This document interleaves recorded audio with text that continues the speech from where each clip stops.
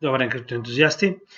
Како што ветивме, ќе поработиме денеска на видеото за Ripple и за оно што се случува моментално со неговиот судски случај, како и ќе направиме техничка анализа за тоа каде се наоѓа моментално Ripple, кои се новостите во однос на техничката анализа, затоа што само Ripple моментално има поинаква да речем техничка анализа за разлика од останатиот крипто сектор, како и исто така ќе поразговараме за неговата иднина, значи ние еднаш направивме слично видео на ова, но денеска ќе посветиме повеќе внимание на Ripple во однос на неговата иднина во ISO 20022 стандардот и колку е тоа битно за светската економска сцена, како и колку е битен самиот ISO 20022 стандард за крипто секторот во однос на следните финансиски стандарди кои што ќе бидат воведени до 2025 година. Така да, значи ова не е видео исклучиво за Ripple, ова е видео со кое што можеме да видиме како во иднината финансискиот сектор преку овој стандард на ISO 20022 сака да го интегрира остатокот од крипто секторот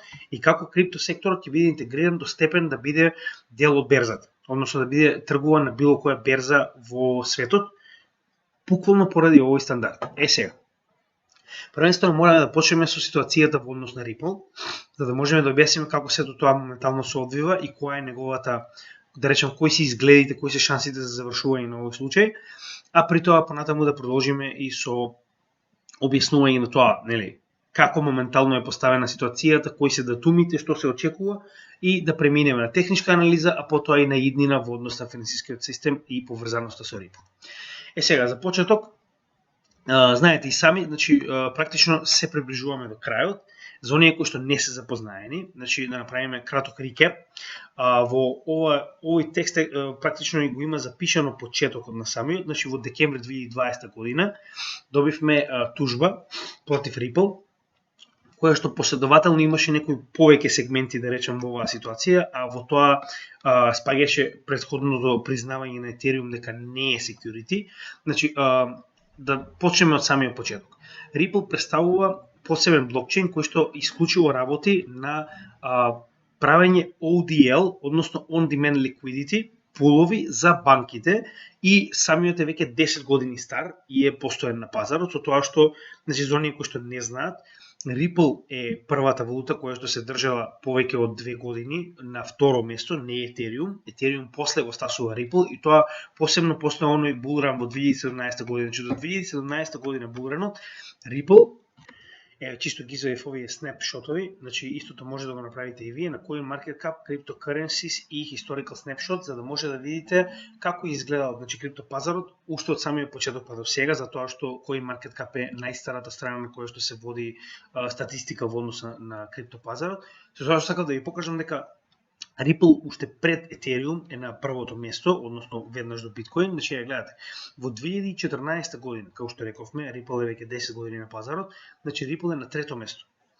Во 2015, значи земавме февруари, постојано февруари, чисто само за пример, значи да може да видите.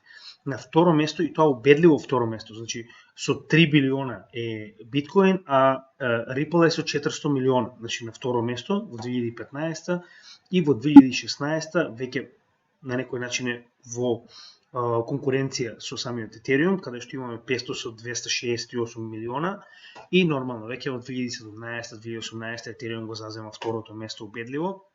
Можеме да видиме исто како и 2018 во самиот bear market, со тоа што во 2018 доаѓа до сосема комплетен пресврт. Сега ќе ви кажам и зошто. Значи прво сакам да ви покажам дека Ripple е многу долго на пазарот и дека истиот бил на местото каде што моментално е Ethereum. И Ethereum е главниот, фактички, оно што моментално го гледаме, сите овие нови криптовалути, како Solana, како ADA, сите тие валути се многу нови за разлика од Ripple, кој што е стар, па така речено скоро и колку самиот Bitcoin, нели, еден од постарите, со тоа што, значи, главниот компетитор од секогаш на Ripple бил Ethereum. Може да видите, со тоа што оваа конкуренција завршува со така речениот Hinman speech, односно Hinman представува еден од директорите на SEC, односно тоа е Комисијата за хартија од вредност, кој што дава во 2018 година, значи практично дава говор на Yahoo Finance, значи на една од овие големи како да кажем, финансиски среќавања, каде што истиот дава значи до знаење на целата јавност дека Ethereum не е security, односно не е хартија од вредност. Со тоа што доколку не е хартија од вредност, автоматски истиот испаја од надлежноста на сами, гледате овдека, значи на Yahoo Finance All Market Summit во јуни 2018 година, Вилијам Хинман, претходниот директор на Securities, значи дава говор во кој што кажува дека Ethereum не спаја под нивна ингеренција. Доколку Ethereum не е security, односно не е хартија од вредност, тој не спаја под ингеренција на Комисијата за хартија од вредност, што значи дека е целосно легален и на тој начин Ethereum го добива оваа предност пред сите други криптовалути, затоа што единствена криптовалута до тој момент која што не може да биде сметана за хартија од вредност е Биткоин, затоа што нема никаква компанија позади неа, односно нема кој да ги издаде фактички овие хартии од вредност. Додека втора, после овој говор на Вилијам Хинман, значи он лично го кажува тоа на телевизија, дека Ethereum не представува security и тогаш Ethereum станува тоа што моментално ние денес го знаеме, односно до денес се уште овој говор не е побиен и никој од SEC не испаднал званично да каже дали е или не е Ethereum security и се уште се водат по правилото на овој говор. Додека истиот овој Вилијам Хинман уште 2 години останува, тоест година и пол останува на власт во SEC како директор на SEC, односно на Комисијата на хартија од вредност, и во 2020 година на денот на неговото, буквално значи на денот на неговото одење од канцеларија, ја започнува оваа постапка против Ripple, само да видам каде беше точно, да, овдека беше. Значи во декември 2020 година го напушта своето место како директор на SEC и го предава на моментариот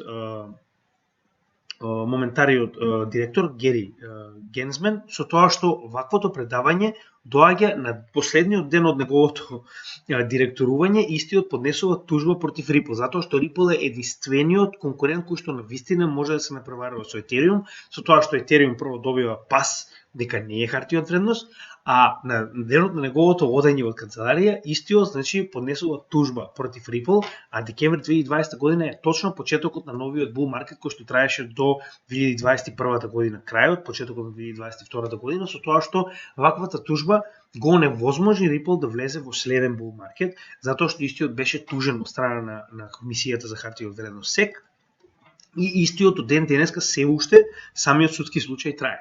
Значи, на тој начин, еден човек успеал целосно да го елиминира Ripple како конкуренција на Ethereum, затоа, значи, моментално има соодветни докази во кои што моментално се води постапка, дека истиот добил многу голема, да речем, ова е званичен подкуп. Сега не може да кажам со сигурност, но она што моментално се докажува и во кое што моментално се води истрага е дека истиот добива, значи од една од најголемите корпорации кои што тргуваат исклучиво со Ethereum, кои што вложуваат исклучиво во Ethereum, добива многу голема консултантска наплата за неговите консултантски дејности во самата приватна корпорација, се уште додека е фактички директор на SEC. И со неговото практично поднесување на тужбата, он уште толку му дава предност на самиот Ethereum, а го назадува самиот Ripple. Значи тоа е главниот почеток како се тоа почна, че јас го гледав со своји очи кога тоа се случи и дел од моето инвестиционо портфолио буквално падна поради тоа што ваквиот случај беше вака превземан од страна на вакви корумпирани личности. Со тоа што Гери Генсмен кога продолжи понатаму со неговата работа, затоа што оваа постапка веќе почната, значи само продолжија и проблемот е што до сега, значи имаме игра во која што, значи како функционира тоа? Замислете, вие сте државен орган кој што има право колку сака да го одолекува. Значи они можат да поднесуваат тужби, приговори, барања, дополнителни докази и тоа може да го прават до безсвест. А за тоа време, значи SEC воведува забрана за трговија на Ripple на цела територија на Соединетите Американски држави. Со тоа што не само што е забранената трговија, туку сите менувачници се откажуваат од истиот, значи сите едноставно бараат кој да има Ripple да си го повлече и веќе не смеат да тргуваат со него и на територијата на Америка официјално е забрането вие да имате Ripple. Значи вие не може да имате Ripple затоа што Ripple се уште, значи Комисијата за хартија од вредност тврди дека Ripple мора прво да ги сите овие токени Ripple да ги пријави како хартија од вредност, за после тоа откако ги пријави да може да ги продава и да може истите да се тргуваат дури и на берза. Но Значи Ripple тврди дека тоа не е потребно затоа што Ripple исто како и Ethereum не представува хартија од вредност. И до сегашниот момент, значи зборуваме скоро 2 цели години од како се тоа е започнато во декември 2020 година, значи во декември 2022 година ќе има официјално 2 години. Со тоа што значи веќе во многу наврати, еве чисто да ви покажам, значи овие имејли фактички, значи самиот Хинмен пред да го даде ваквиот одговор, истиот морал да се консултира со сите луѓе, да речам на повисоки позиции во Комисијата за хартија од вредност, со цел да одлучи дали треба да го даде овој говор или не и дали да му даде на Ethereum фактички да не биде security или не. За тоа што оваквите имејли постојат соодветни мислења на луѓе кои што работат во сек, кои што имаат големо искуство, кои што не се знае точно дали тврдат или не, но нормално ќе дадат до знаење дали они мислат дека Ethereum е security или не, како и споредбено, значи со сигурност до сега е тоа кажано, дека во ваквите имејли, во ваквата комуникација, постојат делови каде што многу од луѓето кои што работат во сек го споредувале Ethereum со Ripple, кој што во тоа време бил една од најголемите валути и една од најголемите конкуренции на самиот Ethereum, со тоа што, значи, ваквата конкуренција некои од тие луѓе кои што се во овие мејлови кажуваат дека нели не може да дадеме на Ethereum, а да не дадеме на останатите како што е Ripple. Во целата ситуација е тоа што ваквите совети од луѓе кои што работат во сек, значи јасно до знаење кажуваат дека дури ни самите луѓе во сек не знаат која представува хартија од вредност, а кој не. А како ако они не знаат, тогаш би требало тоа да го знае Ripple. Сега, од овој момент Ripple постојано ги бараше овие мејлови да бидат доставени до нив, за да може да ги користат како доказно средство дека дури ни самиот сек не знае што е хартија од вредност, а што не, поради тоа што не постои јасна регулатива. И они постојано се повикуваат на закон кој што е од 1949 година, кој што се нарекува Howey тест. Односно, ова е тест по кој што треба да се исполнат одредени критериуми за да се види дали одредено добро представува хартија од вредност или не. И ако било кој од тие критериуми не е исполнет, автоматски не е хартија од вредност. Со тоа што Ripple постојано се бори дека не може да се користи тест од 1949 година, кога можеби единствено радиото представува технологија која што постојала во тоа време, а вие сакате со ваков тип на застарен закон да регулирате дигитални валути во 2021 година во 21 век, што е, значи, крајно кромањонски, но нели тоа е таа американска демократија и напредно законодавство во кое што нивниот устав од 1800 година уште им представува основа за право. Значи не знам што да ви кажам, поза останата земја не постои, но за жал тоа е реалноста. Значи немаме бегање од тоа и ќе напоменам уште еднаш. Значи Ripple нема потреба од ова. Ја до крајот на овој видео ќе ви објаснам дека Ripple навистина нема потреба од ова затоа што моментално, значи самите представници на Ripple, Garlinghouse и постојано заборам како да се нарекуваше вториот, значи постојано кажуваат дека само 5% од вкупната количина на Ripple моментално се наоѓа на територија на Америка, затоа што истата не е дозволена за тргување и ако некој сака да купи, прво мора да промени IP адреса за да може да купи од различна менувачница, затоа што дури интернационалните менувачници нема да ви дозволат да купите Ripple ако вашата IP адреса потекнува од американско тло, затоа што со закон е забранета. Сега, поради ваквата причина, значи они веќе во не знам колку наврати бараа од Комисијата за хартија од вредност да ги достави овие мејлови до нив за да може да ги користат како одбрана. Сега, значи само да ви покажам каде беше. Значи во последните 18 месеци 6 судски, значи ова зборуваме судска наредба за да бидат доставени овие мејлови и Комисијата за хартија од вредност постојано го негираше тоа. Значи они кажуваа дека нема право судот да им бара такво нешто. Значи зошто вие во 6 наврати не би дозволиле вакви мејлови да бидат доставени на другата страна за одбрана? Зошто? Значи замислете што има во тие мејлови кога вие одбивате една судска наредба 6 пати поред да ги доставите. Конечното доставување што се случи пред само неколку дена, значи моментално можеме да видиме дека самиот Бред Garlinghouse, значи вели вака: The SEC wants you to think that it cares about disclosure, transparency and clarity. Don't believe them. When the truth eventually comes out, the shamefulness of their behavior here will shock you. Значи вели вака.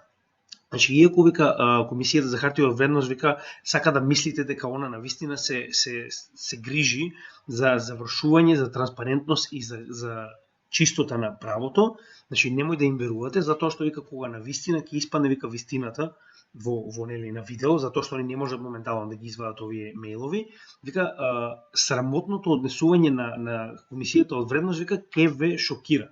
Зошто е тоа така?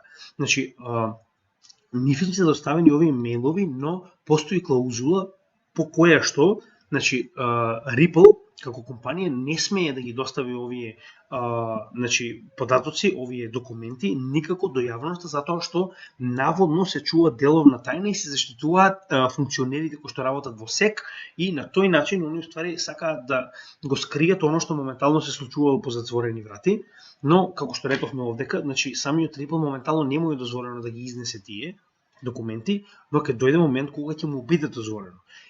Доколку овој случај биде разрешен понатаму на разврска пред суд, голема веројатност е дека судот може да дозволи ова да биде доставено и до јавноста, иако нели за тоа мораме да почекаме, но битното од целата оваа ситуација е дека судијата знае што има овие мејлови и Ripple знае што има овие мејлови, што значи дека они под затворени врати може да бараат она што им следува во однос на тоа што е запишено во самите мејлови. Што значи замислете, СЕК не сакаше дури на судијата да им даде да земат, да погледнат што уствари се случувало оваа комуникација. Замислете, на судијата не сакаше да му даде. Како и да е. Значи, кога тоа се случи конечно и кога моментално Ripple ги има овие мејлови, он има многу добра основа да бараат овој случај фактички да заврши. Сега, што моментално се случува? Значи, во овој твит овдека на овој текст од Джереми Хоган, тој е еден од оние луѓе кои што ги следат, значи посебно е заинтересиран во овој случај, со тоа што истиот постојано дава нели информации во однос тоа што се случува и вели вака. Значи до 15 ноември мора, значи судот навел дека мора да бидат доставени сите материјали, сите поднесоци, се што е битно за самиот суд и во 15 ноември официјално, значи случајот се затвара, со тоа што судијата има отприлика време од 2 до 9 месеци во однос на досегашната судска пракса да одлучи позитивно или негативно во полза или против самиот Ripple. Со тоа што ако судот одлучи ова ќе стане судска пракса и ако случајно Ripple победи, автоматски многу голем дел од криптопроектите кои што имаат слична поставеност како Ripple ќе го искористат оваа судска пракса да го заобиколат СЕК и на тој начин СЕК ќе стане бескорисен. Затоа СЕК во многу наврати дури и пред самиот судија изјавува дека судот треба навистина да размисли што прави, поради тоа што ако дозволи Ripple да победи, ќе дозволи многу од тие компании едноставно да побегнат од надлежноста на СЕК, што ќе значи дека СЕК нема да има никаква ингеренција, што е многу лошо за генерално целата сцена на крипто, поради тоа што значи буквално ќе биде надвор од неговата ингеренција, а се уште нема определено кој ќе биде следен, кој што ќе ги земе во значи кој што едноставно ќе го води законодавството и надзорот врз криптовалутите. Сега, значи имаме на некој начин неколку можни сценарии што може да се случи. Значи, основното сценарио е дека откако ќе заврши на ноември 15, затоа што двете страни бараат да се донесе одлука веднаш. Односно, овој случај може и понатаму да продолжи на судење и тоа да биде направено пред порота.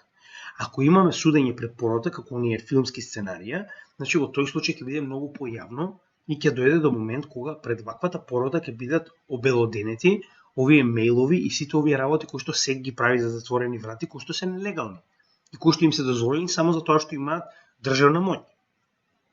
Тоа нема шанси да се дозволи, значи тоа сите го знаат. Не пише на вистина е дека нема шанси да се дозволи овој дебакл да отиде на порота, затоа што тоа ќе го следи цел свет, не само Америка. Втора ситуација е во тоа што може да се случи да одлучува судијата. Доколку одлучува судијата, како што рековме, тоа би требало отприлика според нивната судска пракса да трае од 2 до 9 месеци. Иако не се исклучува моментот дека судијата може да одлучи и веднаш доколку сака и доколку се му е јасно, но зборуваме за многу комплициран случај во кој што рачунете вие 2 години двете страни донесуваат докази, донесуваат стручни мислења. Значи замислете колку само документи, со тоа што не се само две страни, имаме и трета страна, каде што уште еден адвокат со оприлика не знам колку илјадници Ripple луѓе кои што поседуваат Ripple како засегната страна влегуваат како замешана страна во која што во одбрана на Ripple доставуваат дополнителни докази затоа што исто и нив како луѓе кои што имаат Ripple во своето портфолио се погодени поради ваквото, значи, како да кажам, срамно однесување на Комисијата за хартија од вредност. Затоа што вие замислите само заради тоа што вас така ви одговара, вие поднесувате тужба против една компанија, значи точно пред самиот bull market и вие фактички сите оние кои што инвестирале изгубиле. Значи не добиле тоа што требало да добијат затоа што вие сте поднеле тужба против оваа компанија точно пред bull marketот. Што е смешно. Како и да е. Тоа е втората опција во која што судот треба да одлучи во рок од 2 до 9 месеци, што исто така ќе биде судска пракса. И третата опција, онаа која што сите веруваат дека ќе се случи, е дека во наредниот период ќе дојде до фактички донесување на заемно решение директно помеѓу SEC и Ripple, кое што може да се случи во било кој момент. Затоа што судот мора да одлучи за тоа дали едната или другата страна е во право. Но доколку двете страни седнат и донесат заемно решение во кое што заемно одлучуваат дека, например, Ripple не е или е, нели, security, и како ќе продолжи понатаму, тогаш судот веќе нема потреба да одлучува.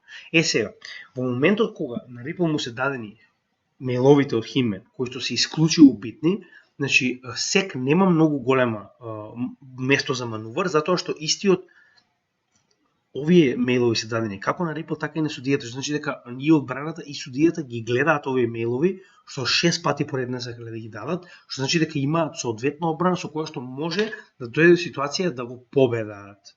Сега, ако SEC, односно Комисијата за хартија од вредност, склучи договор со Ripple, во кој што ќе ги исполни, да речем, двете страни ќе се договорат за тоа како ова да биде решено, на тој начин нема да се создаде судска пракса, судијата нема да одлучи, нема да имаме судење пред порота, и на тој начин сите останати криптовалути повторно ќе бидат како да кажем, во некој сива зона каде што не се знае дали се легални, дали се нелегални, дали се хартија од вредност, дали не се, но Ripple ќе добие јасно дефинирана дефиниција за тоа дали е или не е хартија од вредност. Со тоа што Ripple моментално јавно изјавува дека поради тоа што ги имаат овие мејлови и они не веруваат дека се хартија од вредност, јавно бараат од Комисијата за хартија од вредност доколку сакаат да се спогодат да значи единствен услов кој што го има Ripple за спогодба е Комисијата за хартија од вредност да испадне јавно, да каже дека Ripple никогаш не била и никогаш нема да биде хартија од вредност, со тоа фактички Ripple ќе биде целосно слободен и надвор од самата юрисдикција на Комисијата за хартија од вредност и на тој начин ќе биде првата криптовалута на територија на Америка која што има јасна дефиниција што е или што не е.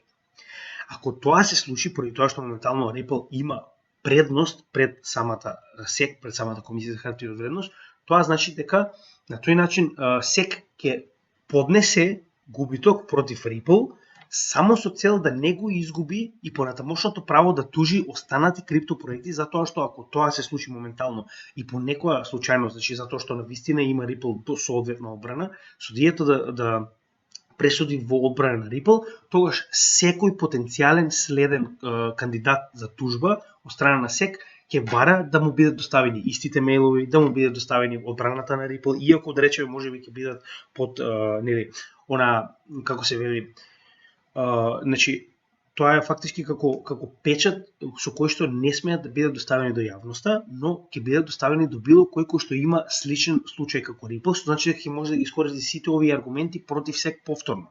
Затоа ќе напоменем уште еднаш, значи голема веројатност дека ќе се случи конечно помирување помеѓу SEC и Ripple, каде што ќе бидат донесени меѓусебна одлука како понатаму ќе продолжи Ripple да биде и каков ќе биде третман на Ripple на пазарот. Со тоа што ќе напоменам уште еднаш, значи Ripple самиот по себе веќе најави дека после завршувањето, значи еве чисто да видите, значи Ripple веќе планира не само што неговата криптовалута е на светско ниво, истиот планира и неговата компанија да биде направена толку независна што истиот ќе даде на IPO, односно Initial Public Offering, односно истата ќе биде поделена на акции и ќе биде продадена на берзите, како што тоа го направи Coinbase, со цел да биде на зголемена транспарентноста, односно ќе има луѓе, значи компании кои што ќе поседуваат Ripple, која што е фактички носителот на XRP како проект. со тоа што, значи они велат вака, без разлика дали ќе биде позитивно или негативно, вика, одвај чекаме да заврши овој судски процес со тоа што можеме да продолжиме понатаму со нашите планови, или кој првиот е да станат IPO, односно да станат компанија која што ќе биде тргувана на берзите. Тоа ви дава уште еден сегмент за тоа колку се сигурни како компанија и што е нивниот план во иднина. Со тоа што, како што рековме, истите имаат веќе 10 години и како буквално како на роденденски подарок им дојде тоа што им беа доставени документите од Вилијам Хинмен, значи буквално како роденденски подарок им дојде. Ова е за крај, но интересно што е во целата оваа ситуација. Значи сакам да напоменам уште еднаш дека Ripple, без разлика што ќе се случи во овој судски случај, Ripple е на многу добар пат поради тоа што, како што ќе напоменам уште еднаш, значи дали ќе биде легален или не на американска територија, нив не им е битно, затоа што они имаат повеќе од 5000 финансиски институции како партнери надвор од Америка. Зборуваме цели држави, цели централни банки кои што сакаат да работат со Ripple поради нивниот ODL, односно On Demand Liquidity, каде што банките помеѓу себе тргуваат во Ripple, со тоа што од една страна, да речем, се внесува во евро, од друга страна се вади во UN, а цената на транзакцијата е многу мала, брзината е одлична, сигурноста е одлична, со тоа што ваквите ODL се многу примамливи за банките, но конечно, Ripple има начин како да го достави тоа до многу повеќе од моменталните 5000 членови кои што се негови, нели, да речем, како соработници или ги користат неговите услуги и слично.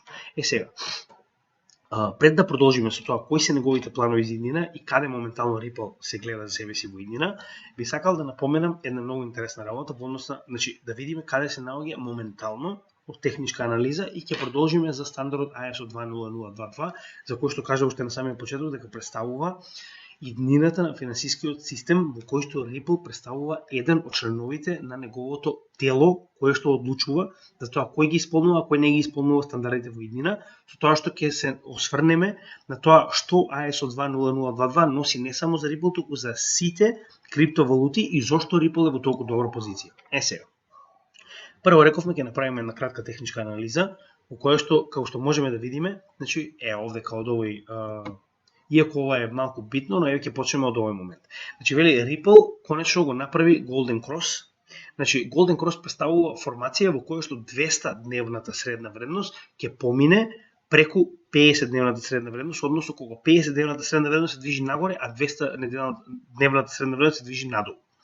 Сега, што ви покажам како тоа изгледа.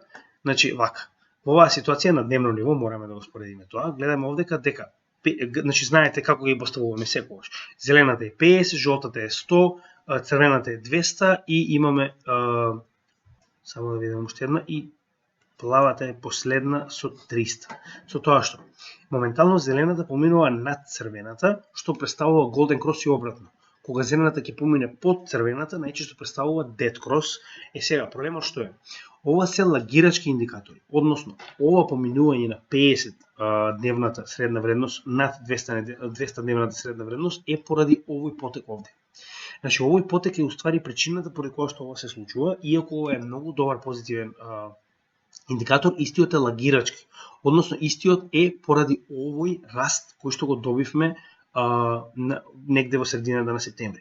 Значи, тој раст е причината која што моментално ова се случува, иако е тоа добра вест, не е толку позитивно колку што моментално истите ја кажуваат, затоа што, значи, Dead Cross и Golden Cross се лагирачки индикатори кои што покасно ви кажуваат што уствари се случило, затоа што растот е веќе направен, ова е веќе вметнато во самата табела.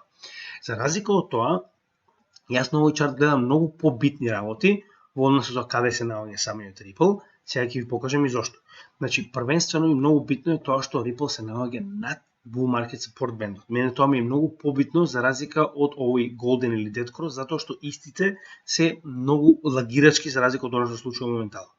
Знаеме дека Bull Market Support бендот, кој што представува значи 20 SMA и 21 EMA, односно тоа е 21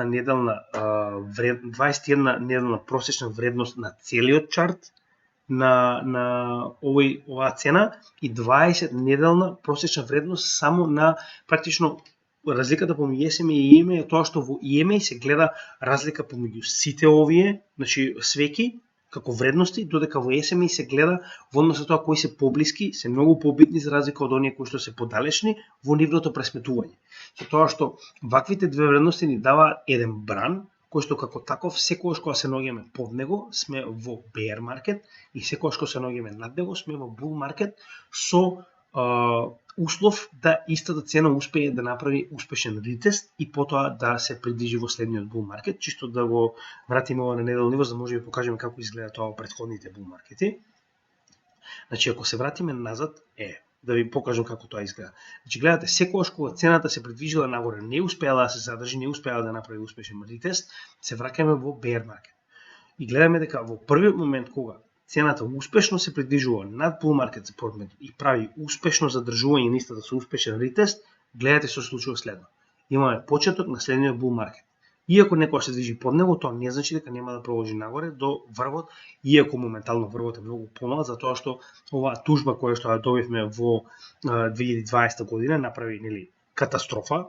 Значи тоа е проблемот, но генерално ова е тој пат. Значи, ова е тој пат што успеа да ја бутне цената дури и под bull market support бендот, поради тоа што во овој момент е кога ја дадоа тужбата против Ripple, значи во овој сегмент.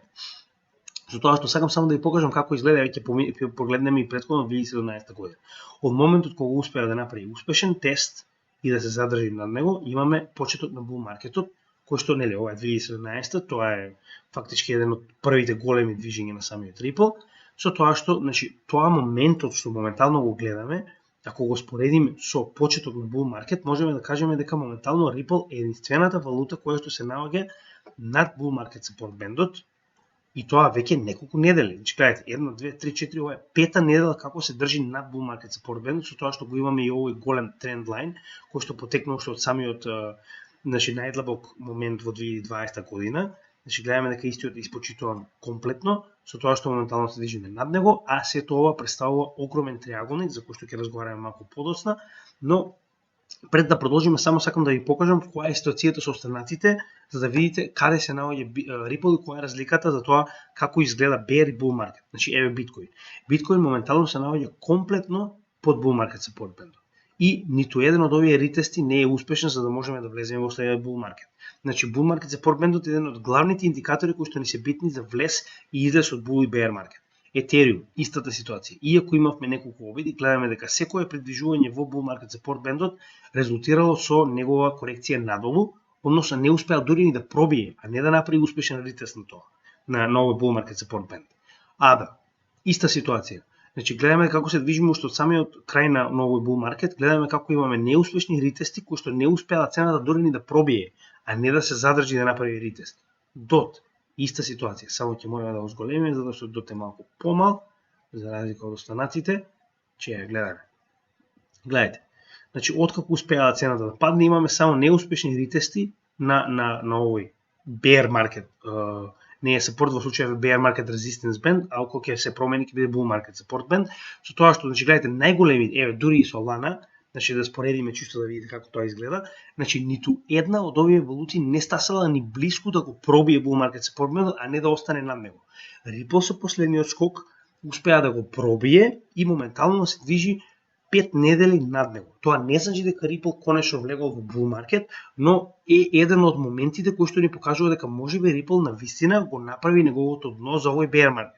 Со тоа што ако цените понатаму паднат на овие валути, голема веројатност е дека на Ripple цената ќе падне до претходното акумулационо поле овде, кое што е исто така дел од нашата акумулациона зона, која што ја воспоставивме уште на самиот почеток на оваа анализа на нашиот канал.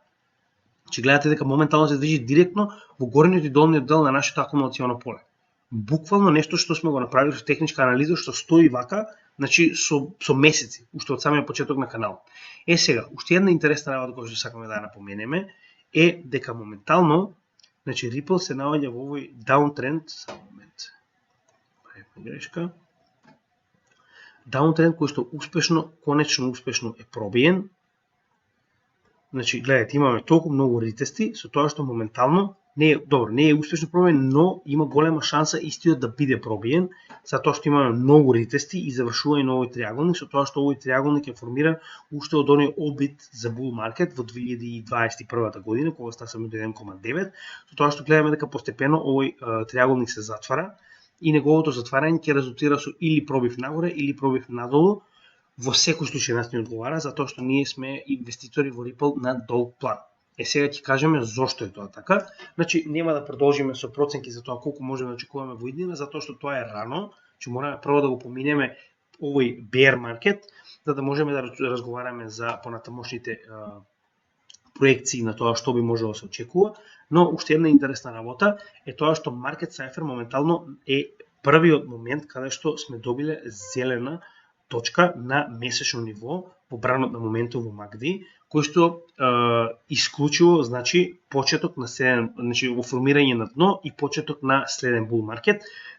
Со тоа што гледаме дека може неколку пати да се повторува тоа, но тоа ни сигнализира дека се наоѓаме многу блиску до самото дно на оваа валута.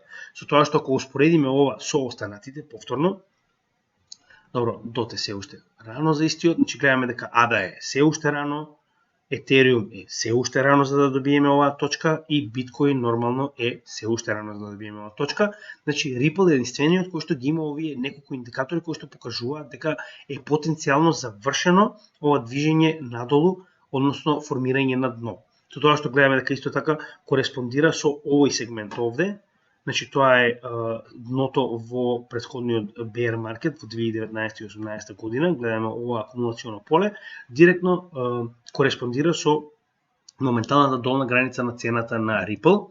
Значи чисто да погледнете дека сето ова моментално доста добро изгледа и дека има голем потенцијал за придвижување нагоре, но повторно мораме да почекаме до конечно формирање на дно на биткоин пред да разговараме за било што друго, затоа што ова многу лесно може да се смени доколку добиеме повторно негативни вести од финансискиот сектор, кои што се исклучиво битни, како на пример почеток на нова војна, да речеме, помеѓу Кина и Тајван, кој што сигурно може да го бутне повторно Ripple под овој сегмент, односно овој bull market support band, но секако неговата цена ќе се задржи повторно во ова поле, кое што моментално представува многу голема поддршка.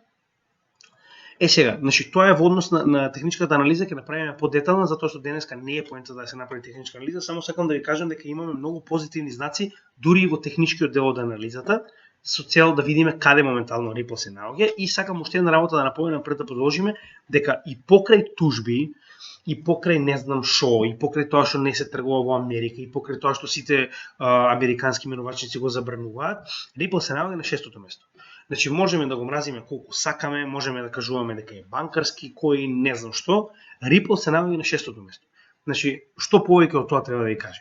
Друга работа, многу битна, во целата оваа приказна е тоа што Ripple од секогаш кажувал дека ќе биде банкарски коин, дека неговата цел е уствари да направи ODL, on-demand liquidity пулови за големите финансиски институции да можат да прават меѓународни трансакции, со цел да се надмине она проблем со тргување во која валута ќе биде и како, значи едноставно за многу ефтина, за многу брз начин да го замени фактички SWIFT и потребата од комуникација помеѓу финансиските институции за да се прави ова размера. Сега, ова ќе го ставиме за крај, интересна тематика, но овој дел од видеото е исклучиво битен и затоа ќе, ако сте гледале до сега, би ве замолил да останете и понатаму, затоа што овдека ви кажуваме која е поентата на Ripple и каде истиот ќе биде во иднина. Сега, првенствено мораме да образложиме што уствари представува ISO 20022.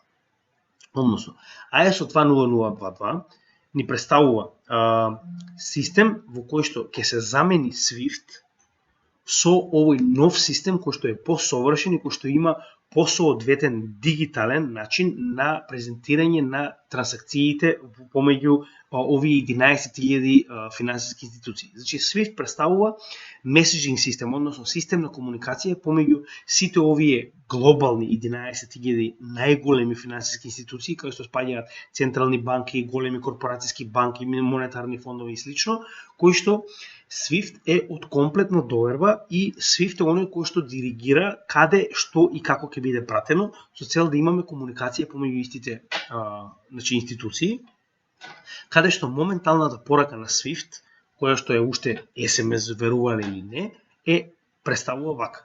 Значи ви кажува кој на колку треба да му плати и кои се сегментите кои што плаќаат еден на друг.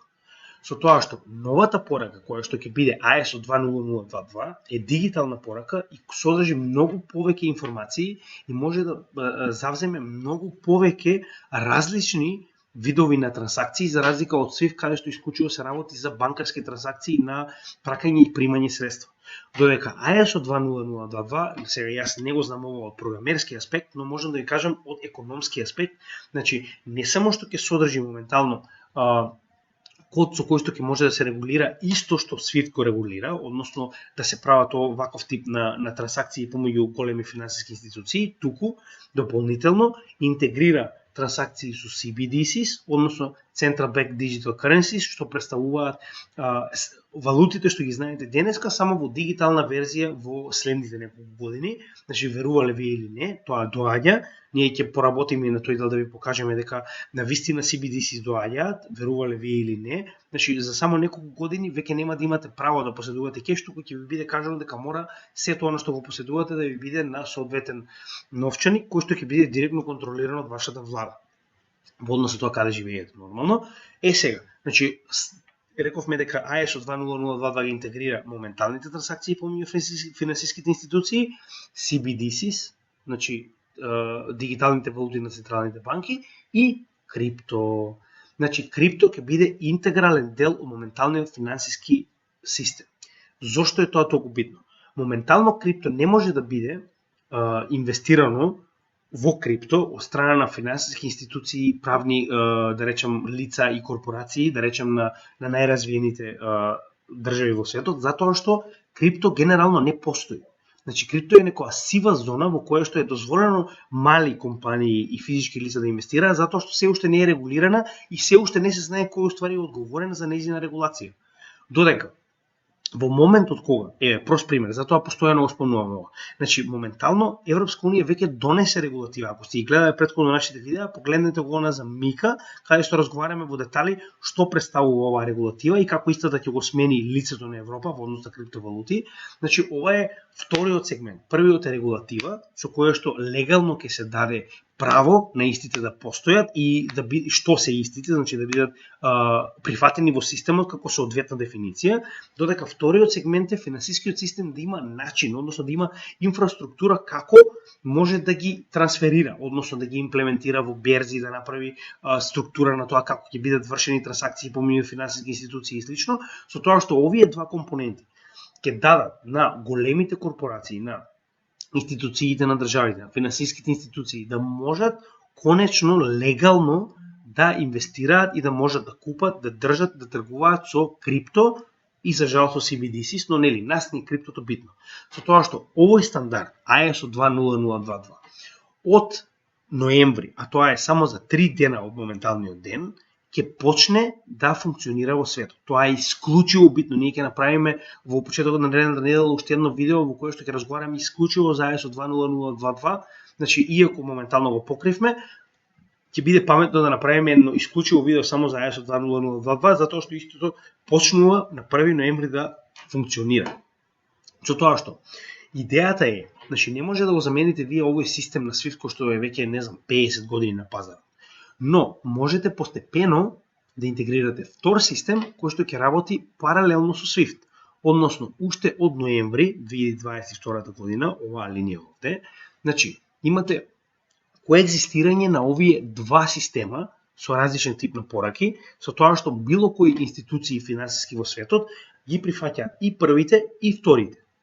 Сега, гледаме моментално каде се наоѓаме во најразвиените земји со прифатеност на овој стандард. Значи тоа е многу битно, затоа што после ќе прескокнеме на делот како криптото е интегрирано точно и зошто е тоа битно за овие најразвиени, затоа што кога најразвиените ќе превземат и ќе почнат да работат со крипто, замислите што ќе се случува со останатите. Немаат избор освен да го направат истото. Сега, значи Европа на самиот почеток вели е fully fledged ISO 20022. Тоа значи дека целосно имплементиран стандардот на ISO 20022 на целата европска територија на сите 28 членки, што значи дека уште од самиот прв момент Европа веќе за тоа брза со законодавство да се имплементира мика на секоја држава, со тоа што почетокот на ISO 20022 директно ќе значи дека имаме и регулатива мика за крипто и финансиска структура за почеток на вршење трансакции во крипто. Русија, следна е Британија, која што вериме дека, како што гледаме, значи имаме овие плавиве се фактички степени на интеграција. Значи интеграцијата е веќе започната, но се очекува во првиот квартал од 2023 година да биде исто така целосно интегрирана во ISO 20022. Русија почетокот на 2023 целосно интегрирана во овој стандард. Украина е веќе интегрирана, верували или не, уште од крајот на 2021 година.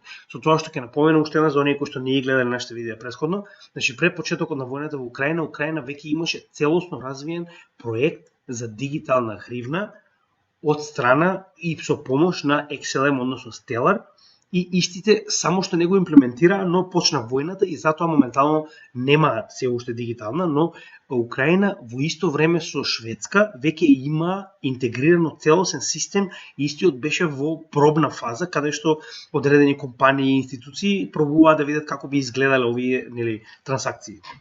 Затоа што Мурика, нормално, влегува во крајот на 2023 година. Зошто? Затоа што имате држава во која што се уште се тепа, дали ќе биде тоа комисијата за хартија од вредност или комисијата за суровини, кој ќе биде одговорен на крипто, немаат регулатива, имаат избори сега во ноември, значи они се пред уште многу голем пат за да се интегрираат до овој степен, но нема да си дозволат да заостануваат, тоа да ви биде јасно. Сега, ова се на некој начин, гледате, имате Сингапур, Филипините, Хонг Конг, и ова се Тајланд и МＹ, стварно не знам кој е, и Малезија во оваа ситуација. Значи, истите гледаме дека уште од самиот почеток на 2021-та со исклучок на Хонг Конг, кој што ќе влезе дури во средина на 2023 година. Значи, гледате, имаме повеќето од нив исто така се интегрираат веднаш што побрзо во ISO 20022, со тоа што овдека се земени најголемите и најразвиените, да речеме, економии. Сега, која е идејата? Значи имаме коегзистирање на овие системи до ноември 2025 година. Што значи дека ќе имаме цели 3 години на коегзистирање со цел да може да се приспособат сите овие 11.000 финансиски институции за да можат да работат на новиот систем, односно да можат да го интегрираат овој нов систем кој што не само трансакциите помеѓу банките, туку ќе работи и на трансакции, како што рековме, на CBDCs и на дигитални криптовалути. Сега, да се вратиме на тоа каде е битниот сегмент за крипто во целата оваа ситуација. Вели вака. Значи со ова во овој дел овдека, значи чисто ќе го преработам за да може да сватите што точно станува збор. Зошто е битен новиот систем на пораки на ISO 20022 за крипто? Затоа што доколку крипто биде интегрирано во овој нов систем, тоа значи дека финансиските институции конечно можат да ги препознаат овие трансакции и не само што може да ги препознаат, туку ово е најбитниот дел. Можат да им дадат соодветни тикери, значи тикер е уствари име кое што ќе биде препознатливо на сите финансиски институции. Значи може да видите дека сите овие големи компании, значи тикери се овие имиња кои што моментално ги гледате, ова е уствари S&P 500, односно најдобрите 500 компании во Америка, со тоа што многу од нив ви се веќе и познати. Например, Amazon е AMZN, Tesla TSLA, Google GOOG. Сега, проблемот што е? Значи, моментално криптовалутите имаат своји тикери, но се препознатливи само од меѓународните менувачници за крипто, но не и од самите берзи. Затоа на самата берза вие не можете сега моментално овдека да ставите ниту Ripple, ниту Bitcoin, ниту Ethereum, ништо не може да ставите. Но, во моментот кога овој стандард ќе биде интегриран, значи, вие конечно само на оние кои што веќе се compliant, односно кои што на ова тело на compliance, кој што ствари треба да провери, значи овој Registration Management Group се вели, значи и Registration Management Group представува онаа група од соодветни стручњаци кои што треба да определат дали вие ги исполнувате овие стандарди или не. Ќе се навратиме малку подоцна, но идејата е дека откако ќе проценат дали вие ги исполнувате или не, ќе добиете соодветна сертификација, ќе добиете и ваш тикер, кој што потоа може да биде искористен овде. и на секоја берза во светот, затоа што вие сте веќе дел од ISO 20022, што значи вие сте препознатлив за сите институции во светот. Значи, интеграцијата на крипто ќе биде комплетна во моментот кога ќе биде препознатлив за овој нов систем, што е невозможно за SWIFT, а моментално се случува да биде возможно со овој систем кој што ќе се воведува во наредните 3 години. Значи, тука е главната цел што треба да се постигне со овој стандардат за нашите криптовалути. Со тоа што каде е сега делот што е многу битен за нас во однос на Ripple. Значи, Ripple и Stellar не само што се целосно под овие стандарди, односно ги исполнуваат сите овие стандарди, туку истите представуваат и дел од ова тело кое што одлучува за тоа кој е, а кој не е, кој не ги исполнува овие услови за ISO 20022. Со тоа што, како што напоменавме, може да погледнете во детали за останатите валути во нашето ISO 20022 видео во однос на кои кои што се compliant, односно кои што се целосно регулирани и нели веќе се во тек со овие стандарди. Значи, досега потврдени се Zinfin, IOTA, Algo и HBAR. HBAR и Quant Quant е, но HBAR не е. Rumored to be compliant, да. HBAR и ADA rumored to be compliant. Значи, сите овие се освен HBAR и ADA, кои што се уште не се знае дали се, значи се сомневаат дека се, но нормално во моментот кога ќе почнува да функционира, многу јасно ќе знаеме. Сега, каде е предноста на Ripple?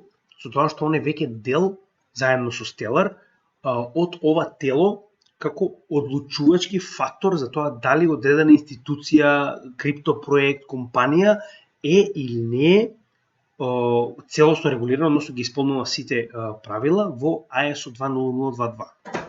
Значи, овој орган кој што фактички не само што гледа дали ги исполнуваат или не, туку истиот и понатаму се обидува да ги имплементира сите овие правила на светско ниво, односно постојано врши надзор на сите оние компании, финансиски институции, криптопроекти, дали и понатаму го исполнуваат, значи не само до сега, туку дали и понатаму го исполнуваат, со тоа што ова се званичните лица кои што се практично уште сега дел од овој тим, нели како стручњаци, кои што дополнително со овие членови на телото одлучуваат, сега треба да видам кои се членови на телото во однос на традиционалните пазари, но од страна на крипто, Ripple и Stellar се моментално дел од ова тело. Значи, замислете вие, Ripple, иако е во судска постапка, иако не е на цела територија на Америка, значи, дали ви станува јасно колку Ripple е многу поголем од Мурика? Значи, Ripple самиот по себе веќе е дел од ова тело.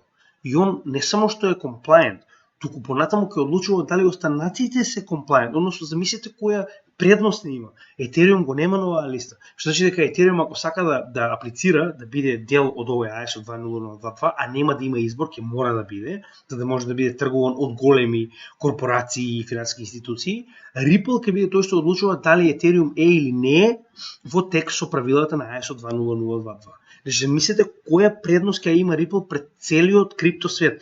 Иако нема јасно дефинирана дефиниција на територија на Америка, само во Америка е тоа. Целиот свет очигледно го користи без никаков проблем. Значи, сакам да ви кажам, ја не можам да ви гарантирам дека Ripple ќе има одличен успех, но кога гледаме што се случува на светско ниво и кога гледаме колку е битен овој стандард, значи ова е стандард кој што ќе биде званично прифатен од целата, значи гледате веќе е прифатен. Но тоа никаде нема да го видите на вестите, не само тоа, него гледате, 70 од вкупно 200 земји веќе го имаат интегрирано ISO 20022, со тоа што оваа листа беше само на најбитните и најголемите кои што го интегрирале ISO 20022 стандардот.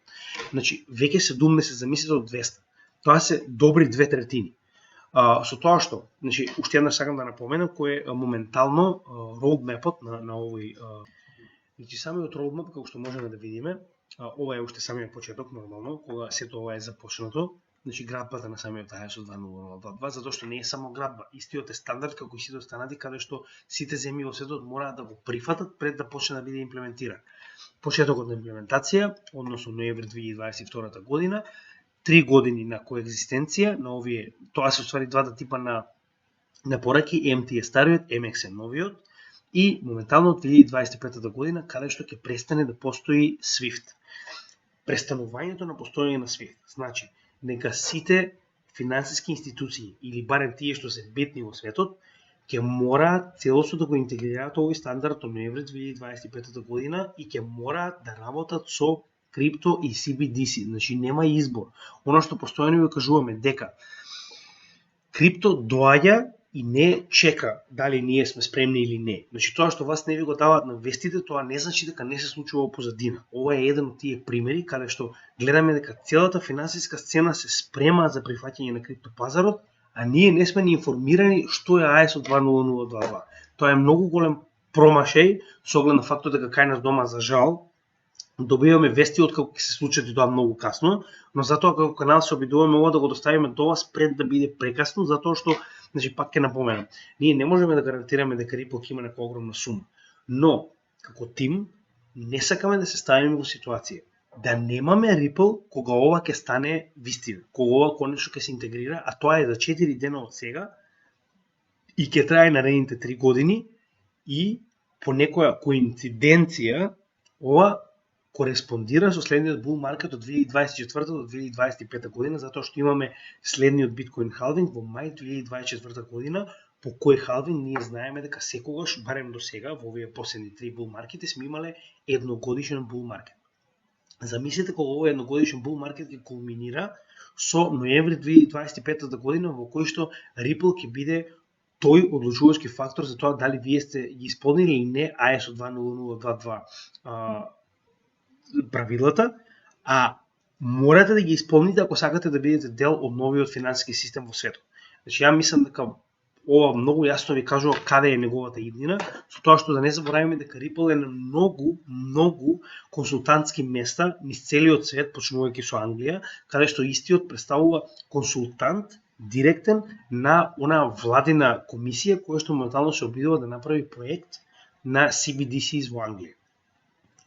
Значи, сега во однос на тоа дека CBDC доаѓаат, а ние уште не сме запознаени со тоа, значи ќе направиме и понатаму апдейт на тоа каде моментално се наоѓаме со CBDC, но сакам да ви го пуштам овој прилог во кој што значи фраерот нов на Англија, односно индијанецот премиер, кажува колку е позитивно да имате CBDC. Само слушайте го. The group of the world's 7 most advanced economies, the G7, is launching a set of public policy principles for retail central bank digital currencies, CBDCs. Central bank digital currencies could be a digital version of money, a bit like a digital banknote that could be used alongside physical notes and coins. Unlike most of the digital money people use daily today, it would be issued directly by a central bank, like the Bank of England in the UK. Сега, ова е најава од новиот премиер кој што е премиер пола саат на Англија, а он веќе испадна со најава за CBDC на цела територија на Англија. Верували или не, Ripple представува еден консултантите кој што моментално помага во интегрирање на CBDC во на самата територија на Англија, но најдобриот дел што сакам да ви го покажам е кога ќе почне да лаже како е тоа сигурност за вас, како вашите пари ќе бидат комплетно сигурни, како е тоа транспарентност. Значи, чисто погледнете како розово ќе биде со CBDCs. And governments and central banks across the world are working together, looking into what having a digital currency might mean in practice. This includes issues that people care about, such as ensuring users' money would be safe and secure, that it could work with other ways to pay, would be energy efficient and available to everyone. A potential CBDC could offer businesses and consumers new ways to pay in the future. Ете, гледате, значи немој да се секирате. Банката ќе ги организира и ќе ги контролира CBDCs, ама вие ќе бидете безбедни. И вашите пари се комплетно безбедни. Со тоа што банката го поседува леджерот на кој што парите стојат и во секој време може едноставно да ве избрише или да ви ги замрзне средствата, значи немој да се секирате. Вашите средства се безбедни. И интересниот дел во целата оваа ситуација кој што го кажа, што постојано луѓето го скакаат, е дека вели сите банки во светот се обидуваат да направат мрежа на CBDCs, во кој што се ќе биде безбедно. Значи, вие само дозволете им да се интегрираат и дозволете им да го контролираат целиот финансиски систем и немој да се секирате како и досега, може да видите дека нашиот финансиски систем е во одлична ситуација. Истите тие луѓе што досега го уништуваат финансискиот систем, немој да се секираат. Сега ќе го подобрат и од сега ќе биде уште подобар. Односно, досега не можем да ве контролираме ако имате кеш, затоа што не можем да ви го најдам кешот ако добро сте го скриле. Но сега немам потреба да го правам тоа. Сега вие вашите пари ги чувате на некој си дигитален новченик, во кој што многу лесно ќе плаќате, но ако не слушате што ви кажуваме и се протестувате на нашата власт, ќе можеме едноставно да ги замрзнеме вашите средства, да го избришеме вашиот новченик, да ви забраниме да направите нов и со тоа вие да не можете да отидете ни да си купите еден леб. It's all part of the wider story of digital innovation that has delivered benefits to millions around the world and in the UK. The decision on whether to launch a central bank digital currency is for each country to make, and no G7 jurisdiction has yet made that choice. These decisions raise important questions about the reshaping of our economy, financial systems, and the way in which people interact with money and payments. That's why working together and careful evaluation with our international partners is essential. Но, да напоменеме уште еднаш, он во ниту еден момент не спомна работа со граѓаните за дали да одлучиме, туку со нашите интернационални партнери. Значи, интернационалните партнери, тие што повторно ќе кажам до сега ја сјебаат целата економија, они ќе се договорат дали е паметно тоа или не, за вие да имате CBDCs или немој да се секирате во сигурни раце сте. Затоа уште еднаш ќе напоменам. Не само нашиот канал, следете било кој канал кој што работи во интерес на крипто и кој што работи за едукација на крипто, затоа што крипто не може да биде допрено од ниту една ваква фаца нашминкана и смирглана во костум, затоа што е приватен леџер кој што е децентрализиран и кој што они не можат да го допрат без разлика што да направат. Не постои бан на светот кој што може да го запре, не постои регулација на светот кој што може да го запре и нив тоа им е јасно. И затоа мој совет, ја барем лично така размислувам, платата што ја имам ми треба да ги покривам основните трошоци, а остатокот нека ми биде во крипто, па нека бидам грешка. И повторно, значи ќе го напоменам ова затоа што гледам дека многу од вас имате негативни мислења во однос на Ripple. Ripple нека ви биде ситуација од која што може да бидете во профит, а не да го гледате тоа од сегментот, ама да, они се банкарски коини, да, прават тоа, прават она. Вие имајте Ripple кој што може потоа, значи еве, генерално каде се тоа оди? Имајте Ripple кој што можете потоа да го дадете и да го ставите во овие огромни пулови во кои што ќе имаме милиони трансакции на ден, затоа што уште една работа пред да заврши. Значи, еве, чисто за завршување да ви го кажам тоа. Ако Ripple навистина дојде до ситуација во кој што ќе направи, а веќе имаме неколку големи зборуваме за големи нации како Јапонија, како Филипините кои што го користат ODL, односно On Demand Liquidity, замислете кога Ripple би добил барем еден дел од овие 140 трилиони на годишно ниво кои што поминуваат преку SWIFT систем. Макар еден мал дел. И вашиот Ripple моментално е во овој пул каде што вие добивате дел од тие трансакции, каде што 140 трилиона на годишно ниво поминуваат од една на друга страна. Само за да ви објаснам како прилика тоа изгледа.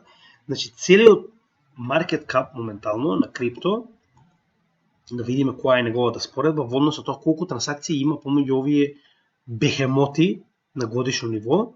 Значи, само да погледнеме и да видиме која е разликата. Значи, моментално на CoinGecko може да погледнеме целиот моментално market cap на сите криптовалути во светот е 1 трилион. 1. Замислете кога имате 140 трилиони само во трансакции во една година и ако на тоа, да речем, SWIFT доби, не знам, може би 1% од тоа. Сакам да ви кажам, значи, ако имате вие Ripple, макар и да имате некоја мала количина на Ripple, нека ви стои така, немате што да изгубите. Повторно, јас не може да ви дадам финансиски совет за тоа дали да купите или не Ripple, но така размислуваме ние. Значи, Ripple моментално се позиционира толку добро да биде буквално the lawmaker. Значи, оној кој што ги прави правилата за ISO 20022, кој што ќе биде следниот, кој што ќе го наследи овој сообраќај од 140 трилиони на годишно ниво. А колку повеќе се зголемува светот, ова само ќе се зголемува.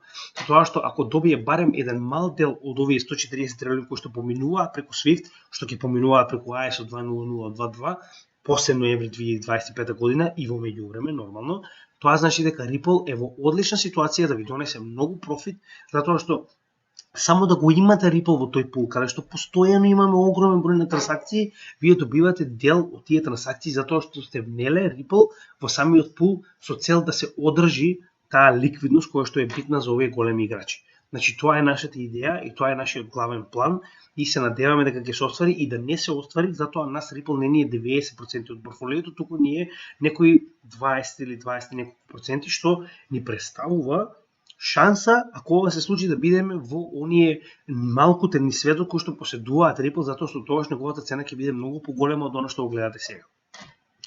Сега на крај морам да напоменам дека за ова Чарлс Хосткинс се комплетно во право, дека самата заедница на Ripple е доста конспиративна, односно разбирам дека треба да имате добра заедница, разбирам дека треба да има проектот поддршка, но степенот до кој што Ripple поддршката води е до целосна конспиративна дејност на овие членови на XRP заедницата, дека нели целиот свет е против Ripple, дека се бориме со некоја си тајна држава, значи во ред.